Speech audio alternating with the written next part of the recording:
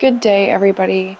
Yesterday I went on a big day of hiking and just walking around and doing lots of stairs and seeing waterfalls, and I haven't done stuff like this in a while, so today my body is definitely feeling it, which means I thought I would take you through a sequence of movements to keep your body moving when you're sore. The best way to get rid of soreness is actually through movement. I know a lot of people, and I used to be like this too. When I was sore, I didn't want to do anything, but the older I've gotten, the more I realize the more I stay moving, the better I feel.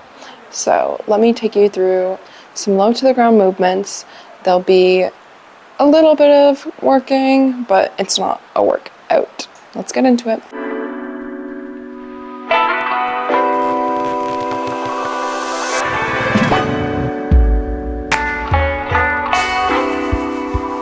I'm going to start in the center of my mat, and I'm just going to drop down into a low squat. If you're up on your toes, that's totally fine. Just find wherever feels good in your body, and you're going to start moving from side to side, dropping your knee in front of your toe, making sure your knees are always tracking your toes to protect the knee joint. Just getting some movement in my hips and ankles and just staying mobile. And then if it feels good in your body, you can go in and drop all the way down to tap your knee on the floor.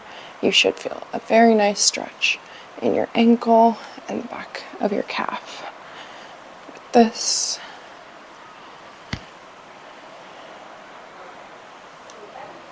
and keeping it even on both sides, I'll call it there. And I just like to drop my knee in, working on that internal rotation of the hips. I'm making sure I'm rotating completely over the flat inside part of my foot and dropping it straight down to the ground. If you can't drop it down to the ground, just work on moving just little bits. Any movement is good. The more you move, the deeper you can go.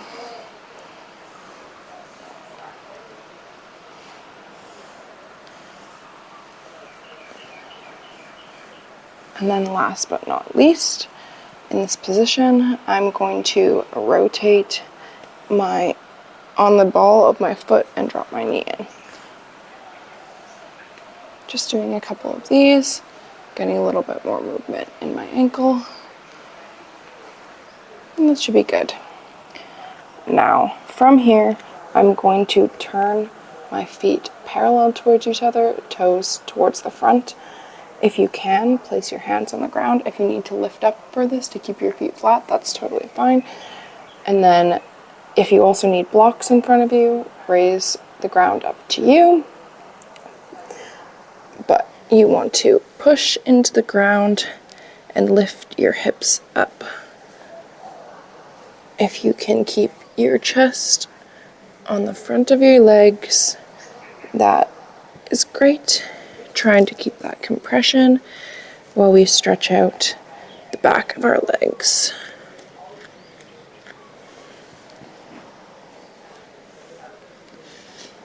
This also starts warming up your low back a little bit, and you should probably feel it in your hip flexors. I know mine are getting nice and warm. Also, none of these movements have any particular amount. Just do it until it feels good for you. Any movement is better than stagnation. Alright, I'll call this my last one, and then I'm going to drop down, and now I'm going to grab either side of my elbow, and this is going to really start warming up your lower back. I'm going to press into the ground with my heels, extend my arms overhead, and we're looking for kind of a 90-degree angle in our body. So I'll turn sideways so you can see this properly. So grabbing my elbows and then kind of almost the same movement as before, but I'm extending my arms above my head and lifting my head forward. Trying to go for that nice L shape or 90 degrees. Hinging at the hips, extending through your spine.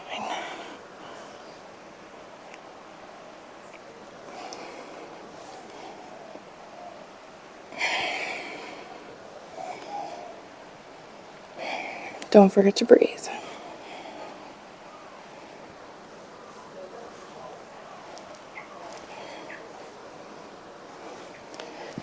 Also, we're warming up our shoulders, getting some movement through there. And let's call this last one. And coming back down. Turning back front and moving back into that squat position. I'm going to go for some rotations. So you can place your hand, or if you have the flexibility, your forearm on the ground for this. It doesn't have to be there, just working your way towards it, if that's what you want. But your hand is good enough.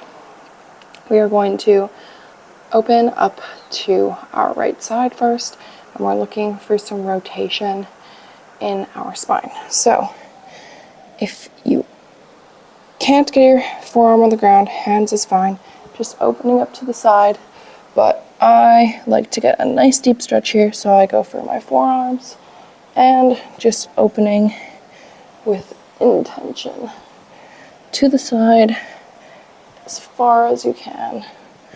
Also getting a nice deep stretch in your hips.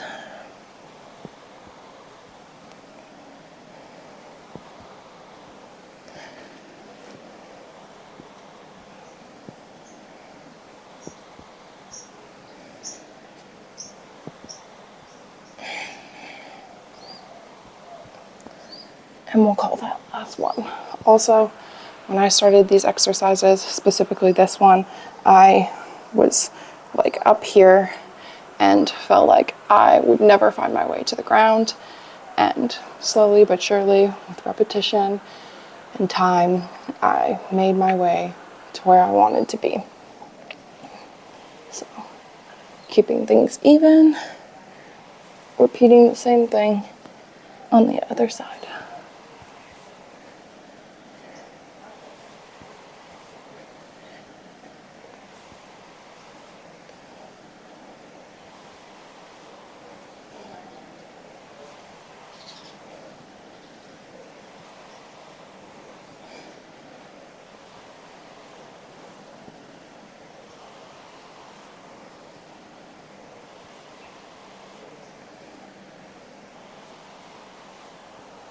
All right, we're going to give our heels a break, and I'm going to come down into child's pose. So tucking your feet under and opening up your hips, or you're placing your knees about mat width apart and reaching arms forward, coming down. I like to stay moving here, especially in an exercise like this, so I will kind of turn from side to side, feeling that extra stretch in my shoulders and side body.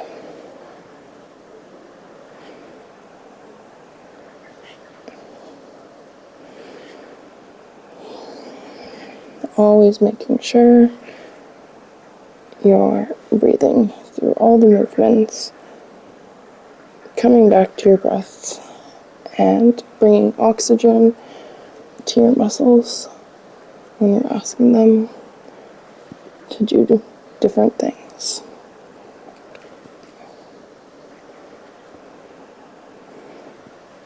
All right, now pushing up to a seated position. I'm going to bring my knees in and stay on my feet, and I'm just going to drop my hips to either side of my ankles, getting a stretch in my outer hips.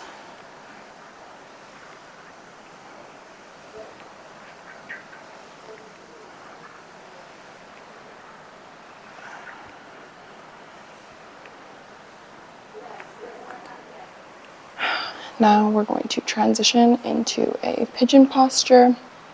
So I'm going to start with my right leg forward, and we're just going to do some lifts so we can get an extra stretch in our legs, but also working our muscles and keeping them awake.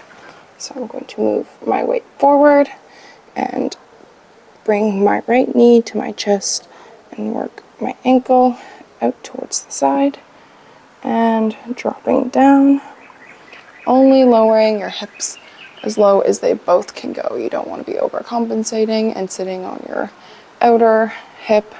You want to be lifted so your hips are both at the same height. Now here, you can just take a moment if you want, pressing into the ground, stretching up. And I'm going to move into some lifts. I like to have my hands by my head, but if you need to give yourself a little bit of an assist with your hands on the ground and just trying to put as little weight into them as you can, that's okay too. So we're gonna go for 10 to keep it even.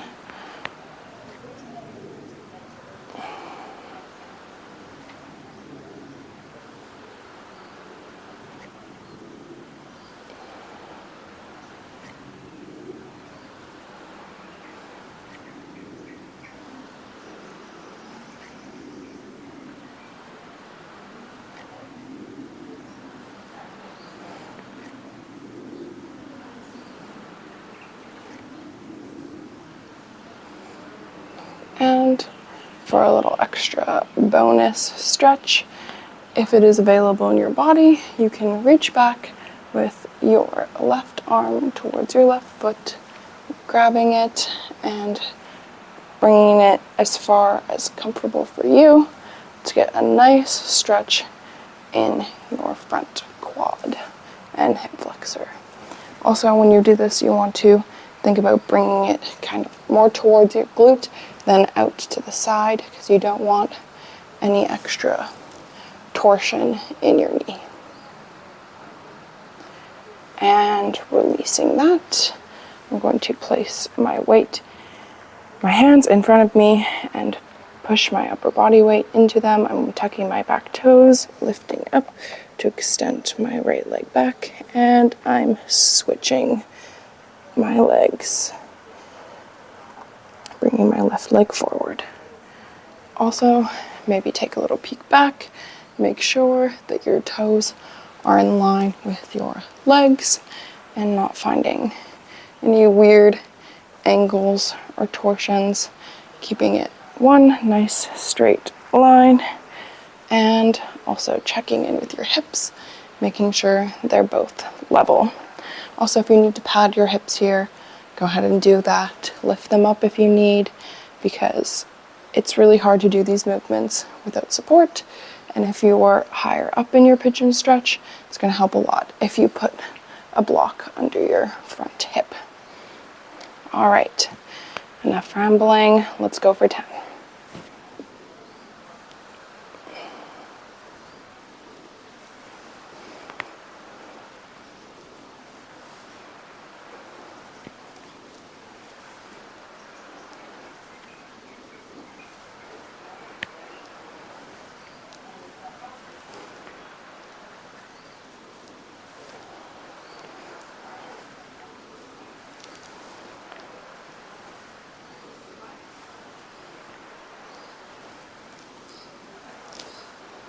All right, that's 10, and reaching back if you can. Even if you're here or if it's just the intention, you're going to feel the stretch. And pulling your left leg, right leg towards your body.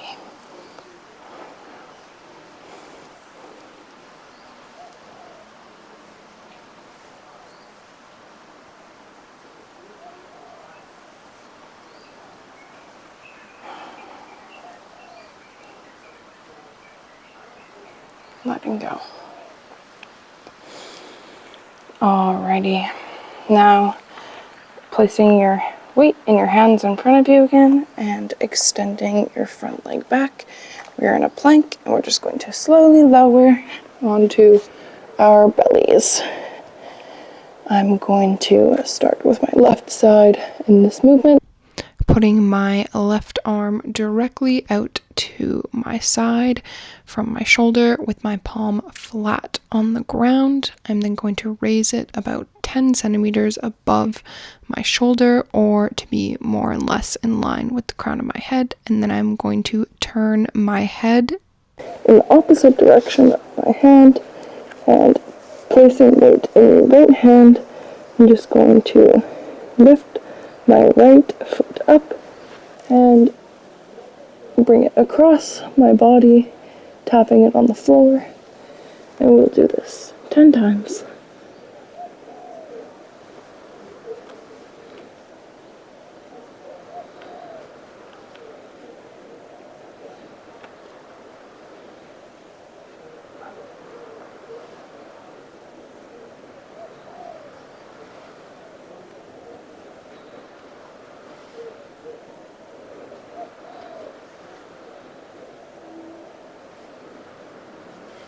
And 10, and on the 10th time you can leave it there. If you can plant your foot flat on the ground, you can do that. And if this is a big enough stretch, or even just placing a little bit more weight into your right hand and pressing down, you can stretch through your left shoulder. But if you want a little bit more and you have your right foot planted, you can bring your left foot up to meet and extend your right arm over, reaching towards the left, but always keeping the left palm flat on the ground. And this should bring a really, really deep stretch to your front shoulder. Not staying here for too long. And releasing. Just to quickly counter that stretch, you can bring your left leg up to either a frog position or extended straight out to the side. I'm going to reach my arm under my throat, and I'm going to raise it up just enough that I can work my opposite shoulder down, placing my right arm directly along the right side of my body, palm down for both hands. And then I'm just going to breathe deeply in this position, trying to relax and let go of all the tension in my shoulders. Moving out of this, we will be evening it out and swapping to the other side. So extending your right arm out to the side and moving it up about 10 centimeters or in line with the crown of your head, looking the opposite direction, pressing into the ground with your left hand, lifting your left leg up and trying to tap it behind you. And once again, 10 on this side.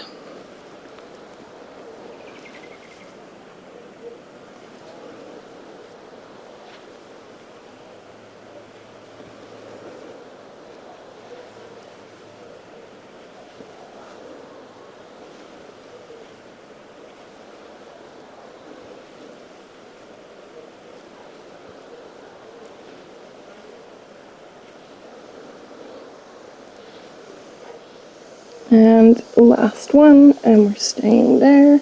If you can, plant your foot flat on the ground. And if you're looking for that deeper stretch, meeting your left foot with your right, turning your knees up to the sky. And if you want an even deeper stretch, taking that left arm over towards the right palm, but making sure you keep your right palm flat on the ground to get that full stretch. Also, your head is probably going to be in midair. If this is uncomfortable in your neck in any way, feel free to lift your head up with a block or a cushion or anything like that to make this stretch a little bit more comfortable. but we won't be here for too long. And releasing, straightening both legs, coming down back to your stomach, taking your right leg either to a frog position or straight out to the side, moving that right arm across your body under your throat and putting your left arm straight to your side for a nice counter shoulder stretch. Relaxing, feeling where your body's at today.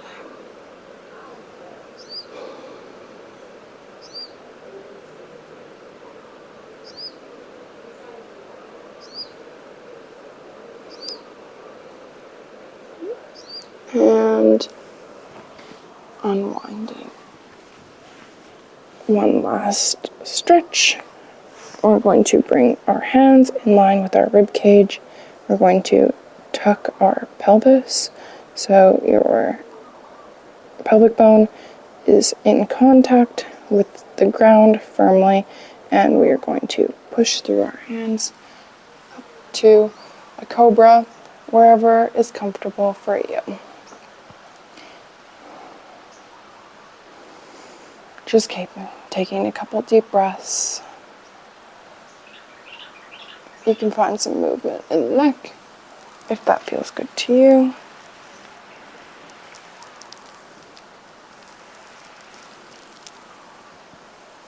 And releasing. Pushing up to all fours, and just to give us a nice finish, bringing your feet flat to the ground and ending in a standing forward fold.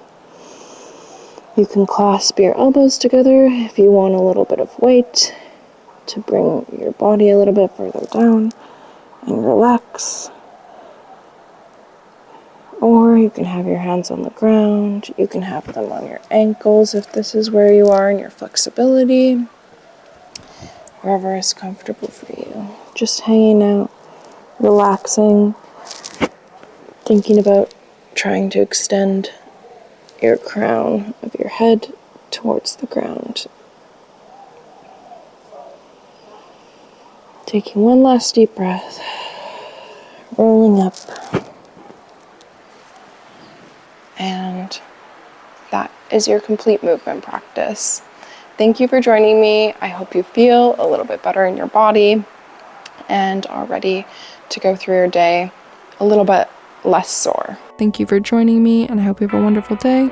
Make sure to like, subscribe, and share this video with somebody that you think might like it. Anyways, thanks. Bye.